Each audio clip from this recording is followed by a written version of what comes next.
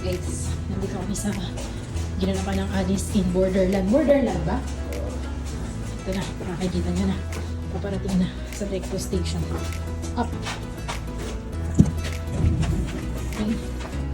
So, dito kami sa 1, 2, 3. Ay, sa labas.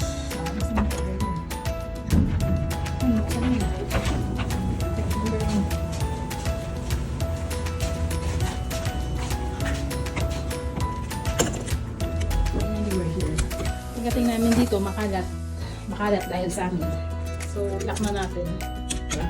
Pagpasok natin is may salamin. And on the right, yes, yan yung mga binibenta ng Shopee. Dito sa right, ito naman yung pinaka-bad niya. Yan. Yan siya, guys. Sarado na natin. Ito naman yung CR. Yan, napakita mga CR dito. Ito, ganito yung toilet bowl namin dati.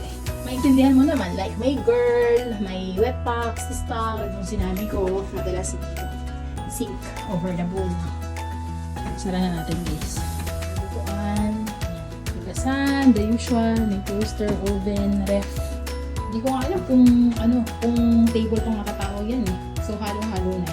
Kasi parang 1 day lang pala, 3 days kami rito, pero parang 1 day lang kasi, ayan, sinakop na ng Naruto. And then, dito, kung gusto mo matulog, tapos may gagamit ka rito dahil maliwanag, sarado mo lang siya. Ganyan. Okay? Nagtabi pala ng ref, dito sinet up yung mga basurahan. Nagtabi lang ng mga basurahan.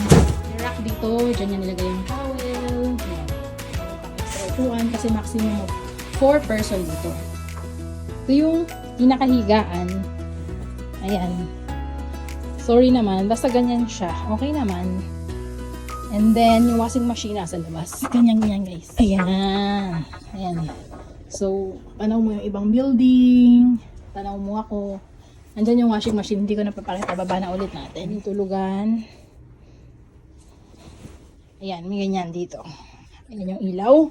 Tapos, may storage dito sa right side ng tulugan. Ayan. So, baka may lumabas pa dyan. Hayaan na natin yan. Okay. Yan na siya, guys.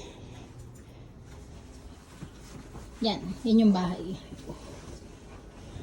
May tsinelas pa dito. Ayan na siya. So, ayan yung mga maleta. Paalis na rin kami bukas. So, hanggang dito na lang. Babush!